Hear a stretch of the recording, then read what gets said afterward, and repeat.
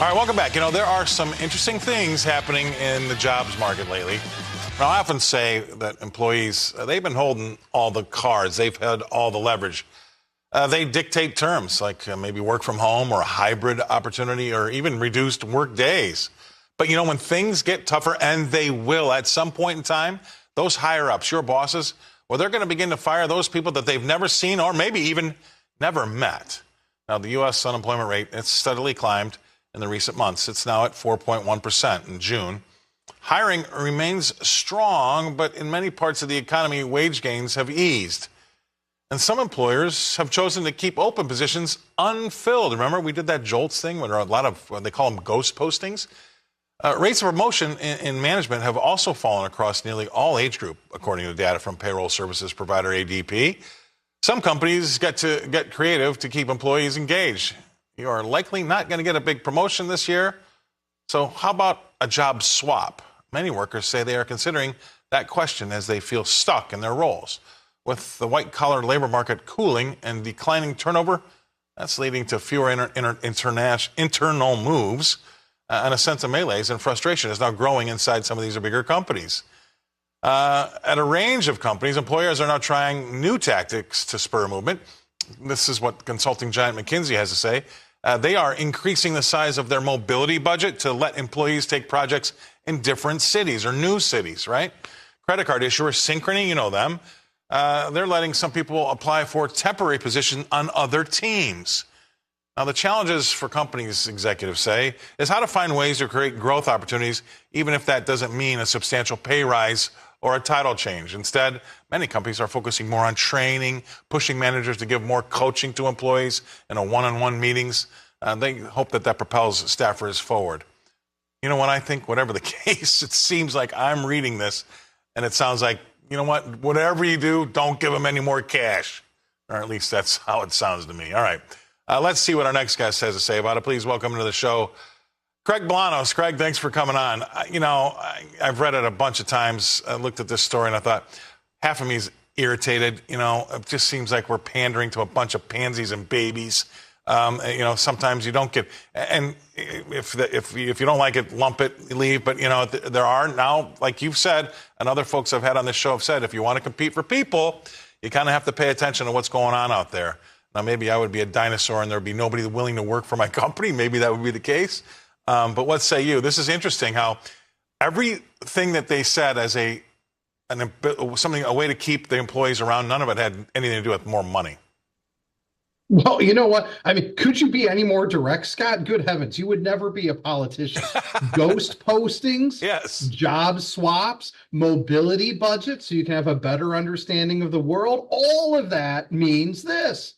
No one's going to get a sizable promotion in the white-collar space. I'm talking director-level space. People aren't going to be having the sizable pay increases that they once had. And it's evidenced by the fact that you're not seeing much of the quiet quitting. You're not seeing people going ahead and making a move. Everyone's hunkering down. And that's what happens when we get to this inflection point in a slower economy. And Scott, I've said time and time again, you and I might be at odds at this. I want to keep the party going. So I know we're not talking about interest rates, but wait, in a sense that we are. Because if I want to keep the party going, I want to keep wages growing, I want to provide that upward mobility, I'm going to have to give another dose of antibiotics, even though the inflation's not down to 2%. Otherwise, this is the new reality for many, if not most. Oh, you got a great segue there. You're right. And look, I was talking inflation only. We weren't anywhere near the 2%. I think actually inflation is going to start ticking up here. And I didn't think that cutting rates would help us get to our inflation target, right? However, the economy is definitely cooling. It's definitely souring. And to your point, I could see them, and I already see them, shifting the narrative from an inflation-based rate cut to a weakness-based rate cut. Okay, I'm all for that. But don't tell me that cutting rates is going to help you with your inflation target. I'll believe you when you say you're going to have to cut rates because the economy is not doing well. And to that point, to bring it back full circle, I've got relatives in my family just getting out of college now, and a few of them are graduating, but they've got the people that have graduated the year before them, so last year's graduates, had agreed and signed contracts with employers that said that they were going to start in 4 to 6 months.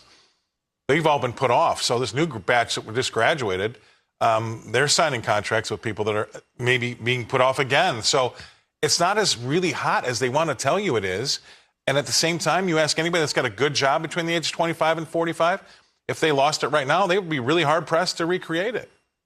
You're right. People would be worried. What a divergence between headlines and reality. I mean, the unemployment rate in this country has averaged 5.6% since 1990. We're currently at 4.1. But as you just said, for most recent college graduates that you know, or people who currently have a good job, no one's looking to make that hop. There's some fear and trepidation, the likes of which we didn't see in 2021, 2022, and 2023. And that's the hallmark of an economy that's not contracting, it's just slowing. And there's further evidence with that ISM and PMI data coming in 2 of the last 3 months below 50 that I do support those not 1, but 2 vanity cuts from the Fed, because I don't know if job swaps, ghost postings, and increased mobility budgets to allow me to work in a different city for 90 days is really going to be enough to keep people satisfied. I already know our next subject when you come on next week.